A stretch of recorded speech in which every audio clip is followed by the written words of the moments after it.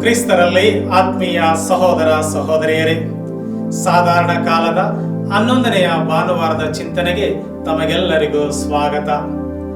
ಇಂದಿನ ಎಲ್ಲ ವಾಚನಗಳ ಸಾರಾಂಶವನ್ನ ಸಂಕ್ಷಿಪ್ತವಾಗಿ ಈ ಮಾತಿನಲ್ಲಿ ಹೇಳಬಹುದು: ಮನೆಯಲ್ಲಿ ಅಥವಾ ಮನೆಯಿಂದ ದೂರ. ಇಂದಿನ ಈ ವಾಚನಗಳು ಎಜೆಕಿಯೇಲ್ ಪ್ರವಾದಿಯ ಗ್ರಂಥದಿಂದ ವಾಚನ, ಸಂತ ಪೌಲರು ಕೊರಿಂಥಿಯವರಿಗೆ ಬರೆದ 2ನೇ ಪತ್ರದ ವಾಚನ ಮತ್ತು ಸಂತ ಮಾರ್ಕರು ಬರೆದ ಶುಭ ಸಂದೇಶದ ಮೇರೆಗೆ ಅನೇಕ ಚಿತ್ರಗಳ ಮುಖಾಂತರ ಈ ಒಂದು ಸಾರಾಂಶವನ್ನ ವಿವರಿಸಬಹುದು. ಅವುಗಳು ಯಾವುವು ಎಂದರೆ ದೇವದಾರು ಮರ, ಸಾಸಿವೆ ಕಾಳಿನ ಬಳ್ಳಿ ಮತ್ತು ಈ ನಮ್ಮ ದೇಹ. ಮೊಟ್ಟ ಮೊದಲಾಗಿ ಈ ಎಲ್ಲ ಚಿತ್ರಣಗಳನ್ನ ನಾವು ಅವಲೋಕಿಸುವಾಗ ನಾವು ತಿಳಿಯಬೇಕಾದುದು ಇಷ್ಟೇ: ನಮ್ಮ ವಿಳಾಸ ಎಲ್ಲಿ ಮತ್ತು ಈ ನಮ್ಮ ವಿಳಾಸದಿಂದ ನಾವು ಏನನ್ನು ಬಯಸುತ್ತೇವೆ, ನಮ್ಮ ಆಕಾಂಕ್ಷೆ ಏನಾಗಿರುತ್ತದೆ ಎಂಬುದನ್ನ ಇಂದಿನ ವಾಚನಗಳು ನಮಗೆ ಪ್ರಶ್ನೆಯನ್ನು ಹಾಕುತ್ತಾ ಇವೆ. ನಮ್ಮ ವಿಳಾಸ ಯಾವುದು? ಒಂದು ವಿಳಾಸ ಇರುವಾಗ ನಮಗೆ ಗುರುತು ಇರುತ್ತದೆ. ಆ ಗುರುತಿನಲ್ಲಿ ನಾವು ಒಟ್ಟಾಗಿರುವುದನ್ನ, ನಮ್ಮ ಕುಟುಂಬದ ಐಕ್ಯತೆಯನ್ನ ನಾವು ಅನುಭವಿಸುತ್ತೇವೆ. ಒಂದು ವಿಳಾಸ ಇರುವಾಗ ನಮಗೆ ಆಶ್ರಯ ಸಿಗುವ ಮತ್ತು ಮನಸ್ಸಿಗೆ ಸಮಾಧಾನ, ಶಾಂತಿ ಸಿಗುವಂತ ಸಾಧಕವೂ ಕೂಡ ಆಗಿರುತ್ತದೆ. ಎಲ್ಲ ಅಂಶಗಳನ್ನು ಒಳಗೊಂಡಿರುವ ದಿನನಿತ್ಯದ ಜೀವನದ ಈ ಅನುಭವವನ್ನ ನಾವು ಸ್ವರ್ಗ ಸಾಮ್ರಾಜ್ಯದ ಕಡೆಗೆ ತಿರುಗಿ ಹೋಲಿಸುವಾಗ ಇನ್ನೊಂದು ರೀತಿಯ ಅರ್ಥವನ್ನೇ ನಾವು ಅರ್ಥೈಸಿಕೊಳ್ಳಬಹುದು. ಇದರ ಮೇರೆಗೆ ಮನೆಯಲ್ಲಿ ಅಥವಾ ಮನೆಯಿಂದ ದೂರ ಎಂದು ಹೇಳುವಾಗ ಸಾಧಾರಣವಾಗಿ ನಾವು ಅನುಭವಿಸ ಈ ವಾಸ್ತವ್ಯದ ಜೀವನ ಮತ್ತು ಅದೇ ರೀತಿ ಸ್ವರ್ಗ ಸಾಮ್ರಾಜ್ಯದ ಕಡೆ ನಾವು ಇಡುವ ದೃಷ್ಟಿಕೋನದಿಂದ ಏನೆಲ್ಲ ನಾವು ಅವಲೋಕಿಸಬಹುದು ಎಂಬುದನ್ನ ಇಂದಿನ ವಾಚನಗಳು ತಿಳಿಸುತ್ತವೆ.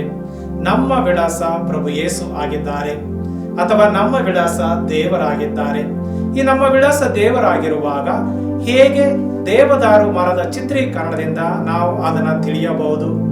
ಎಜೆಕಿಯೇಲ್ ಪ್ರವಾದಿಯ ಗ್ರಂಥದಿಂದ ಹೇಳುವಾಗ ಹೇಗೆ ಇಸ್ರಾಯೇಲರು ಪರವಶವಾದಾಗ, ತಮ್ಮ ಸ್ವಂತ ನಾಡಿನ ಕಡೆಗೆ ದಿಕ್ಕನ್ನು ಆಯಿಸಿದಾಗ, ದೃಷ್ಟಿಕೋನವನ್ನು ಇಟ್ಟುಕೊಂಡಾಗ ಪ್ರವಾದಿಯು ದೇವದಾರು ಮರದ ಚಿತ್ರೀಕರಣವನ್ನ ವಿವರಿಸುತ್ತಾ ಆ ದೇವದಾರು ಮರದ ಚಿಗುರನ್ನು ತೆಗೆದುಕೊಂಡು ಇಸ್ರಾಯೇಲ್ ಪರ್ವತದಲ್ಲಿ ನೆಟ್ಟು ಅದು ವಿಶಾಲವಾಗಿ ಮರವಾಗಿ ಬೆಳೆದು ಆ ಮರದಲ್ಲಿ ಎಲ್ಲರೂ ತಂಗುವಂತ, ಎಲ್ಲ ಪಕ್ಷಿಗಳು ಬಂದು ತಂಗುವಂತ ವೃತ್ತಾಂತವನ್ನ ವಿವರಿಸಿ ಹೇಳುತ್ತಾನೆ.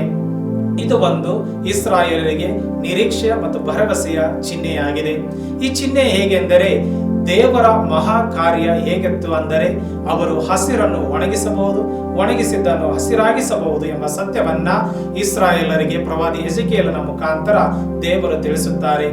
ಈ ಒಂದು ಚಿತ್ರೀಕರಣವನ್ನೇ ವಿಭಿನ್ನ ರೀತಿಯಲ್ಲಿ 2ನೇ ಪತ್ರ ಸಂತ ಪೌಲರು ಕೊರಿಂಥಿಯವರಿಗೆ ಬರೆದು ದೇಹವನ್ನೇ ಉದಾಹರಣೆಯನ್ನಾಗಿ ಇಟ್ಟುಕೊಂಡು ಅವರು ಹೇಳುವ ಮಾತುಗಳು ಇವಾಗಿವೆ.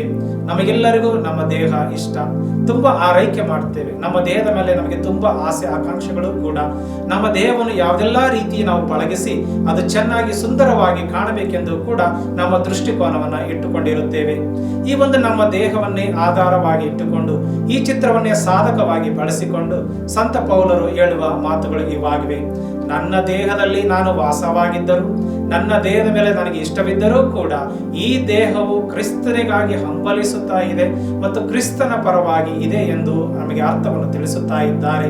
ಈ ಒಂದು ಅರ್ಥದ ಮೇರೆಗೆ ನಾವು ತಿಳಿಯಬೇಕಾದುದು ಇಷ್ಟೇ: ಈ ಒಂದು ದೇಹದಲ್ಲಿ ನಾವು ಪ್ರಾಣವನ್ನ ಅನುಭವಿಸುವಾಗ, ಈ ದೇಹದೊಂದಿಗೆ ನಾವು ಜೀವಿಸುವಾಗ ಈ ದೇಹವು ನಮಗಾಗಿ ಮೀಸಲಾಗಿಟ್ಟಿಲ್ಲ, ಬದಲಾಗಿ ಪ್ರಭು ಯೇಸುವಿಗಾಗಿ ಮೀಸಲಾಗಿಡಿದೆ ಎಂದು ನಮ್ಮ ಸತ್ಯವನ್ನ ನಾವು ಅರಿತುಕೊಂಡಾಗ ನಮಗೆ ಆ ಒಂದು ಸ್ವರ್ಗ ಸಾಮ್ರಾಜ್ಯದ ಕಡೆಗೆ ದೃಷ್ಟಿಕೋನವನ್ನು ಬೆಳೆಸಿದಂತಾಗುತ್ತದೆ ಮತ್ತು ಈ ಜೀವನದಲ್ಲಿ ಆಗುವಂತ ಎಲ್ಲಾ ಅನುಭವಗಳನ್ನ ಪ್ರಭುವಿಗೆ ಸಮರ್ಪಿಸಲು ಸಾಧ್ಯವಾಗುತ್ತದೆ ಎಂಬ ಸತ್ಯವನ್ನ ಸಂತ ಪೌಲರು ತಾವು ಬರೆದ 2ನೇ ಪತ್ರದಲ್ಲಿ ಕೊರಿಂಥಿಯವರಿಗೆ ಹೇಳುತ್ತಾರೆ.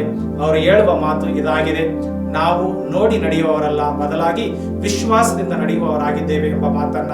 ಈ ವಿಶ್ವಾಸದಿಂದ ನಡೆಯುವವರು ನಾವಾಗಿರುವಾಗ ಪ್ರಭು ಯೇಸು ಕ್ರಿಸ್ತರೇ ನಮಗೆ ವಿಳಾಸವಾಗಿದ್ದಾರೆ ಎಂದು ನಾವು ತಿಳಿಯಬೇಕು.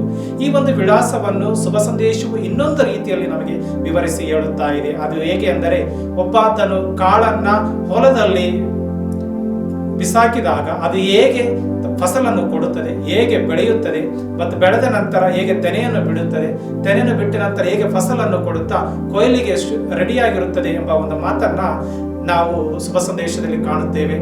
ಇವೆಲ್ಲವುಗಳನ್ನು ತಿಳಿದುಕೊಂಡಾಗ ನಾವು ಅರ್ಥೈಸಿಕೊಳ್ಳಬೇಕಾದದ್ದು ಇಷ್ಟೇ: ಫಸಲು ಸಿದ್ಧವಾಗಿರುವಾಗ, ಕೊಯ್ಲಿಗೆ ಬಂದಾಗ ಎಂಬ ಪದವನ್ನು ನಾವು ಕೇಳುವಾಗ ನಮ್ಮ ದೃಷ್ಟಿಕೋನವು ಸ್ವರ್ಗ ಸಾಮ್ರಾಜ್ಯದ ಕಡೆಗೆ ಇದೆ ಎಂಬ ಅರ್ಥ.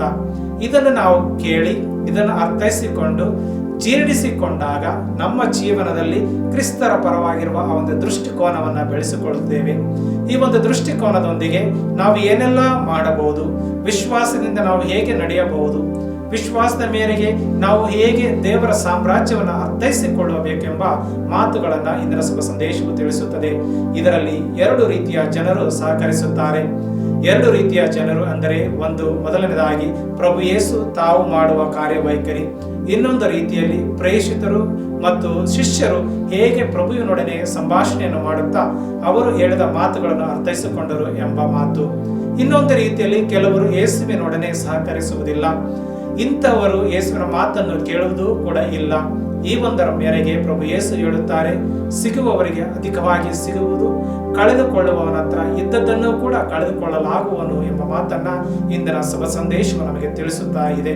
ಆದ್ದರಿಂದ ಪ್ರಿಯರೇ, ಎಲ್ಲ ಚಿತ್ರೀಕರಣದ ಮುಖಾಂತರ, ದೇವದಾರು ಮರದ ಮುಖಾಂತರ, ಸಾಸಿವೆ ಕಾಳಿನ ಬಳ್ಳಿಯ ಆ ಒಂದು ಬೆಳವಣಿಗೆಯ ಮುಖಾಂತರ, ಆ ಬೆಳವಣಿಗೆಯಲ್ಲಿ ಎಲ್ಲಾ ಪಕ್ಷಿಗಳು ಬಂದು ವಾಡುವ ಒಂದು ಆ ವಾಡಿಕೆ, ಮತ್ತು ಅದೇ ರೀತಿ ನಮ್ಮ ದೇಹದಲ್ಲಿ ನಾವು ಹೇಗೆ ವಾಸವಾಗಿದ್ದೇವೆ ಮತ್ತು ನಮ್ಮ ದೇಹವನ್ನು ನಾವು ಹೇಗೆ ಪ್ರಭುವಿಗೆ ಮೀಸಲಾಗಿಟ್ಟಿದ್ದೇವೆ ಎಂಬ ಈ ಎಲ್ಲ ಅಂಶಗಳನ್ನು ತಿಳಿಸುವ ಇಂದಿನ ವಾಚನಗಳು ನಮ್ಮಲ್ಲಿ ಬಯಸುವುದು ಇಷ್ಟೇ: ನಮ್ಮ ದೃಷ್ಟಿಕೋನ, ನಮ್ಮ ಆಕಾಂಕ್ಷೆ ಪ್ರಭುವಿನ ಕಡೆ ಇರಬೇಕು ಎಂಬ ಸತ್ಯ.